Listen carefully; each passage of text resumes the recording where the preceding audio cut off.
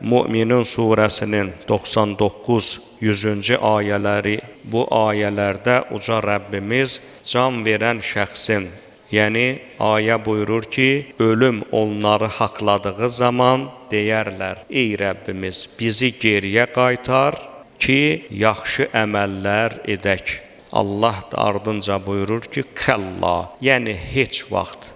Yəni bu iş mümkün deyil. Əcəl gəldi çatdısa gedəcəksən. Və bu söz, yəni ey Rəbbimiz bizi geriyə qaytar sözü onların boşboğazlığından başqa bir şey deyildir. Qiyamətə qədər onlar bərzəxdə olacaqlar. Bir haşiyə çıxmaq istəyirəm. Bunun da əlbəttə ki, müəyyən səbəbləri vardır. Ümumiyyətlə, hər kəsə yaxşı məlumdur ki, Qur'an-ı Kərimin ayələri məna baxımından iki ana qismə bölünür. Maraqlananlar Ali İmran surəsinin 7-ci ayəsinə diqqət etsələr, mətləbin nədən ibarət olduğunu bilərlər. Həmin ayədə uca Rəbbimiz Qur'anın bir qism ayələrinin möhkəm, sadə şəkildə desək, yəni hər kəs tərəfindən başa düşülən, ikinci qism ayələrin isə mütəşabih, yəni idrakdan kənar, hər kəs tərəfindən başa düşülməyən olduğunu bildirir. Ardınca bildirir ki, mütəşabih ayələrin yozumunu, həqiqi mənasını Allah və elmdə qüvvətli olanlardan başqa kimsə bilməz, kimsə dərk etməz.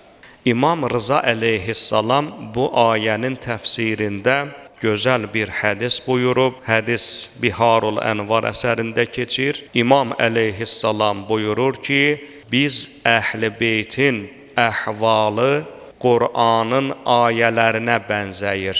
Qur'anın möhkəm və mütəşabihi olduğu kimi, bizim də sözlərimizin, bizim də əhvalımızın möhkəm və mütəşabihliyi vardır. Siz möhkəm olanından yapışın, mütəşabihi buraxın.